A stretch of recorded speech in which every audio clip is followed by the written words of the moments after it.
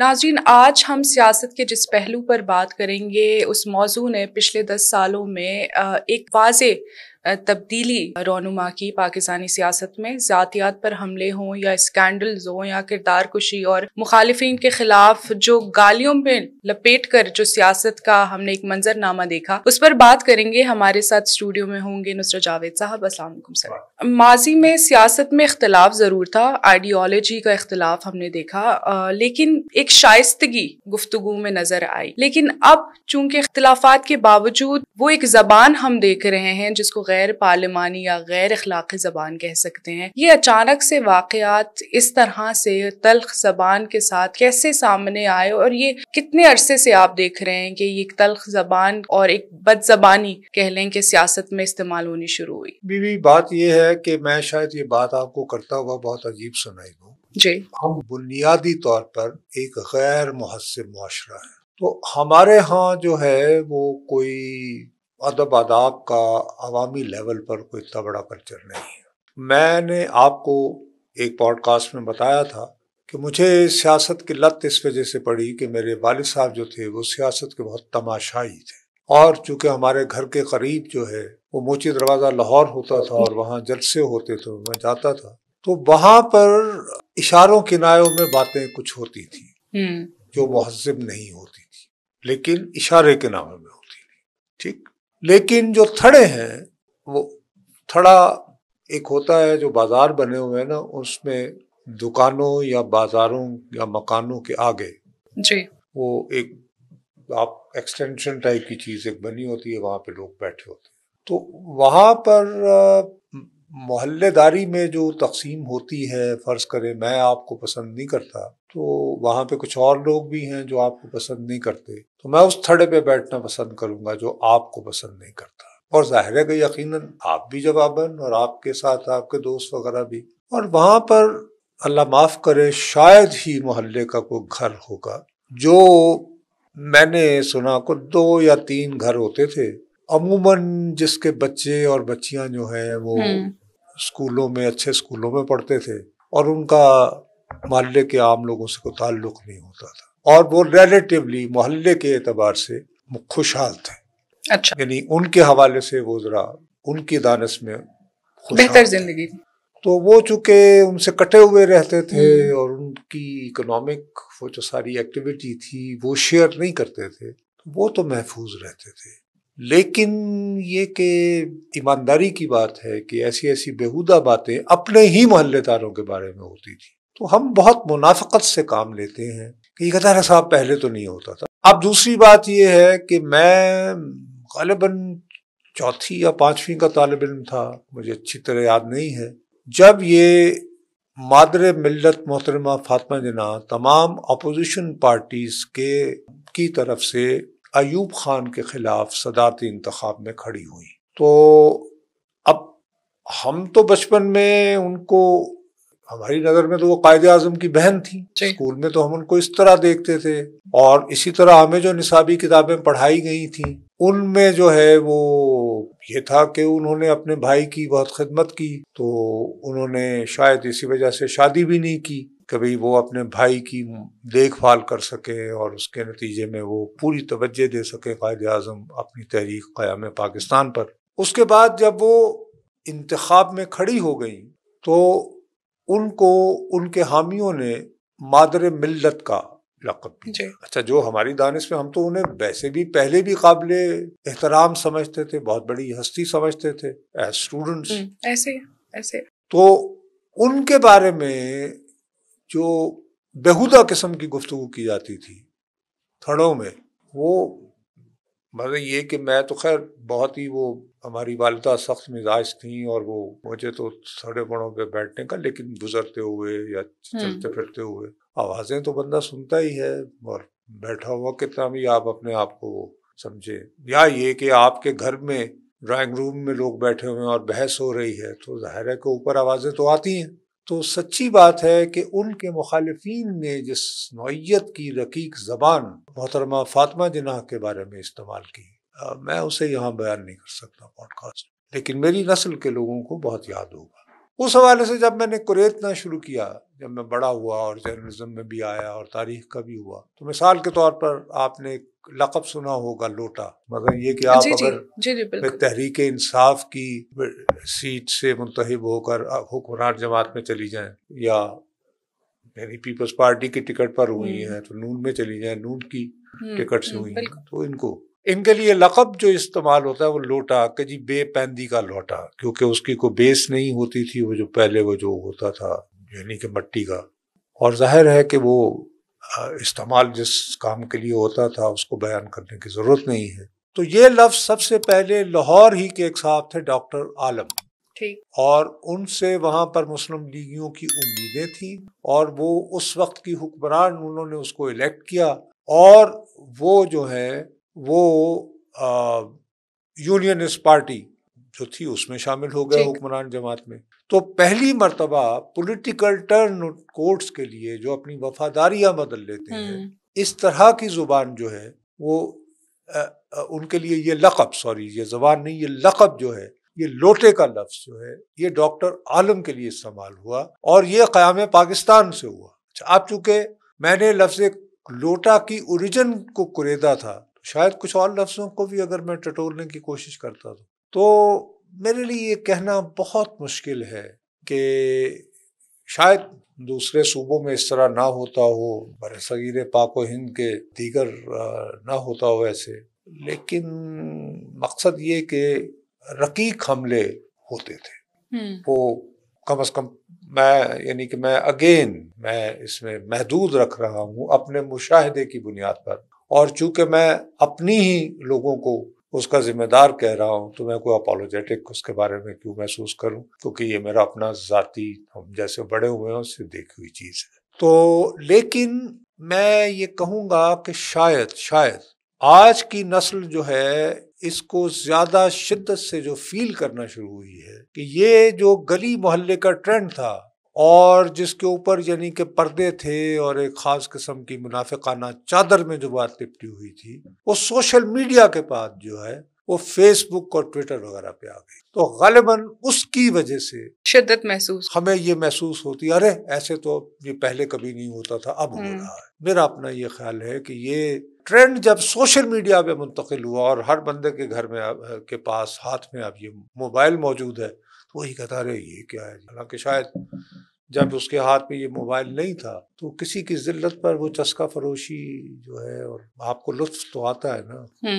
نصرت صاحب کہا گیا ہے کہ جی غیبت مردہ بھائی کا گوشت کھانا، تو غالباً مردہ بھائی کا گوشت جو ہے وہ مزے کا ہوتا ہے، لوگ انسان اس کے عادی ہیں۔ نصرت صاحب ٹھیک ہے، ہم سمجھ سکتے ہیں کہ جس قوم سے نکلے یہ حکمران ہیں ان کا یہ الفاظ استعمال کرنا کہیں نہ کہیں اسی عوام کی نمائندگی بھی کر رہی ہوتی ہے، لیکن ہم نے اپنے میڈیا میں بھی دیکھا کہ سیاستدانوں کو کیسے آپس میں لڑوایا جا رہا ہے ٹی آر پیز کے لیے، کیسے پروووکیٹو لینگویج یوز کیا جاتا تھا تاکہ لوگ اور شوق سے دیکھیں اور پسند کریں اس پروگرام کو۔ تو کیا اس تمام تر تبدیلی میں کہیں نہ کہیں ہمارا بھی کردار غلط رہا ہے ایز اے میڈیا، کہ ہم نے جس طرح سے پورٹرے کرنا چاہیے تھا اپنی قوم کو اس طرح سے پورٹرے نہیں کر پائے اور سکھا بھی نہیں پائے اور وہ شعور بھی نہیں دے پائے؟ دیکھیں میری بات یہ ہے کہ اگر میں نے قوم کو شعور دینا ہو نا، تو میں یہ کہوں گا جی اگر میں نے شعور دینا ہوتا تو میں بجائے صحافی کے، میں ٹی وی پہ بیٹھ کر کوئی پروگرام کرنے کے،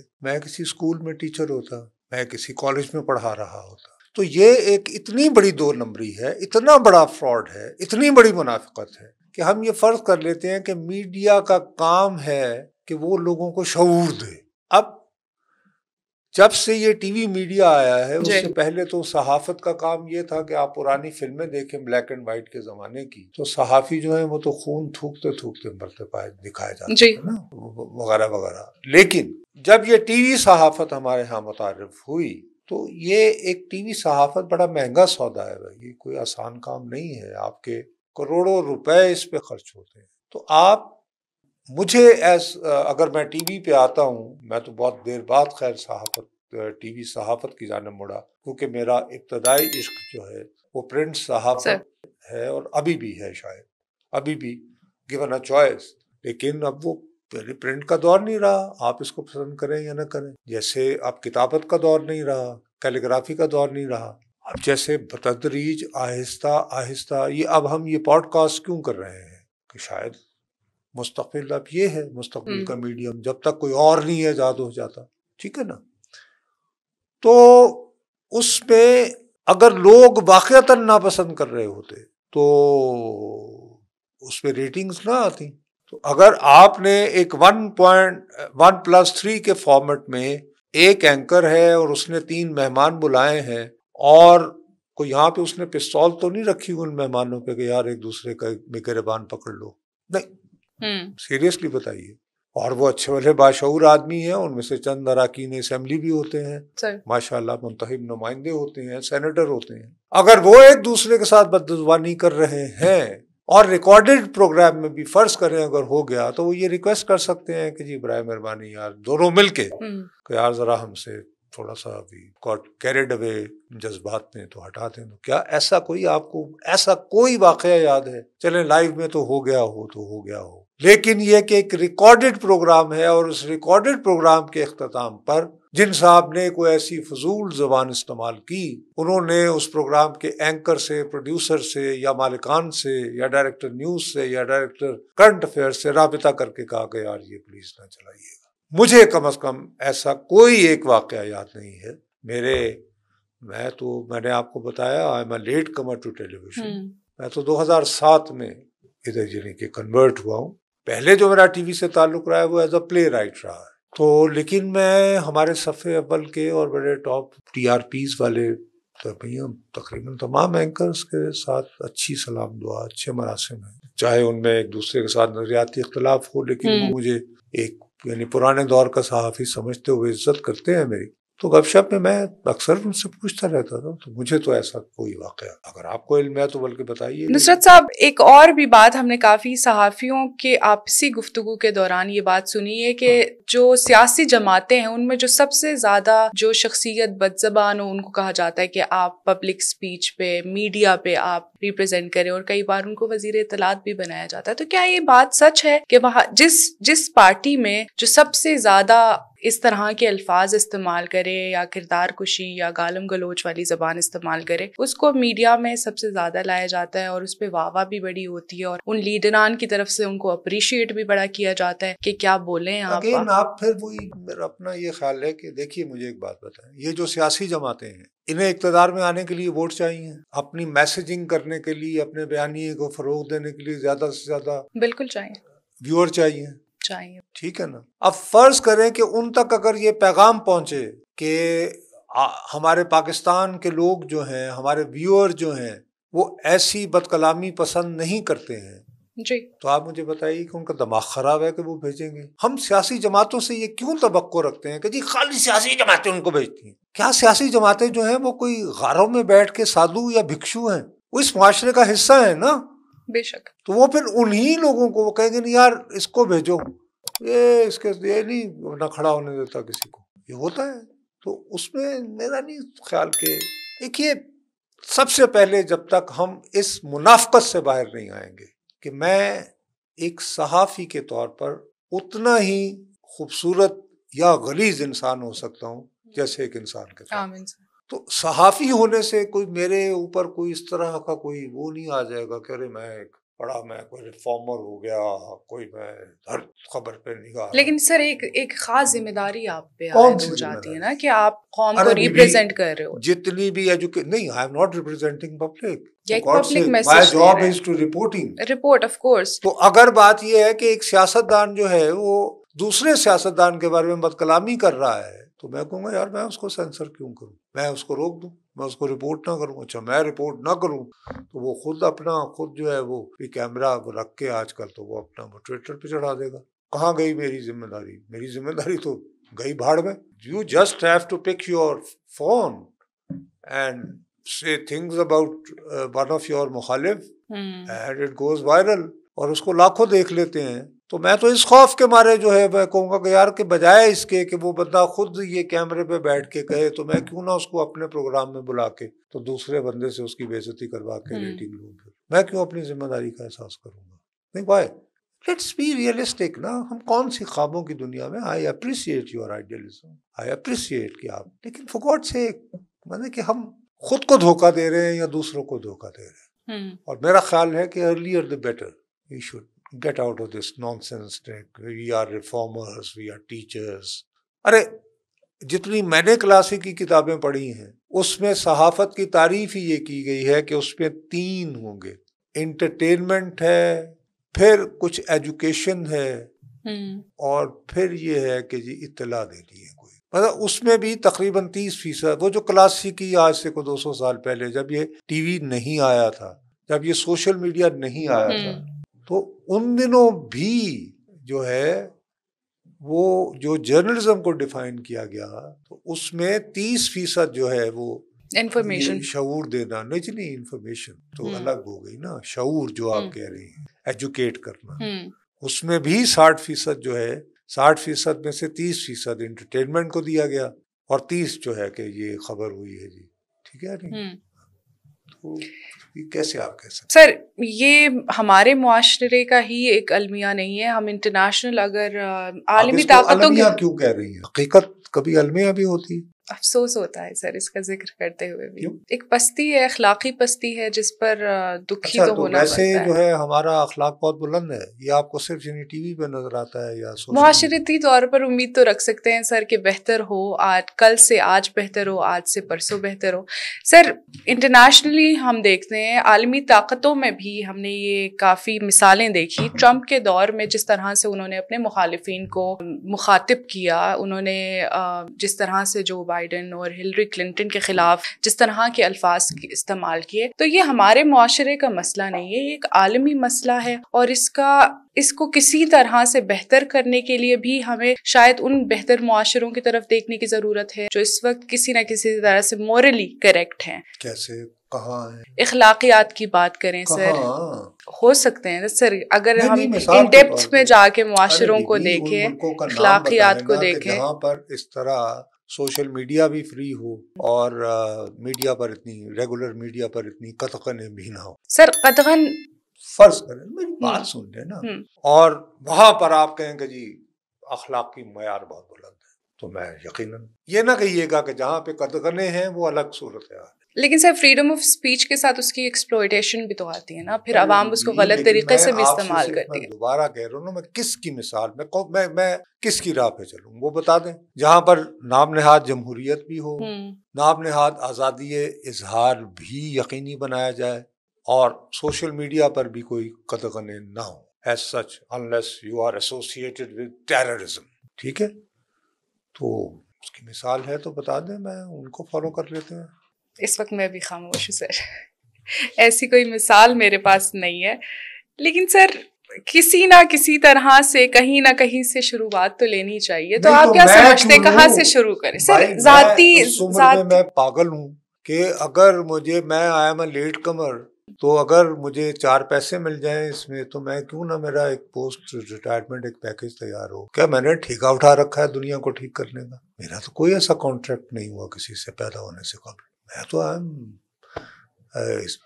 my coming into this world is just an accident, جیسے بندہ پیدا ہو جاتا ہے. ایسے تھوڑی تھا کہ مجھے پہلے بھیجنے سے پہلے اس دنیا میں کسی نے کوئی بتایا کہ بھئی یہ وہ, اس طرح کا تو کوئی واقعہ نہیں ہوا. میں نے کوئی کانٹریکٹ سائن نہیں کیا before birth. I just came into this world. It's an accident, good or bad. میں کس طرح, یعنی کہ میں تو کوئی ذمہ دار نہیں ہوں, ورنہ مجھے یہ فراڈ لگانے کا کوئی شوق نہیں ہے کہ جی میں معاشرہ ٹھیک کرنے آیا ہوں. بالکل نہیں آیا. میں تو بھی رزق کمانے آیا ہوں, اپنے رزق کے تقاضوں کے مطابق چلوں گا. میں اور کسی کام کے لیے نہیں آیا صاحب. صحیح. بہت شکریہ نصرت جاوید صاحب. انشاءاللہ اگلے ہفتے ایک اور موضوع کے ساتھ آپ کی خدمت میں شریک ہوں گے. اللہ حافظ.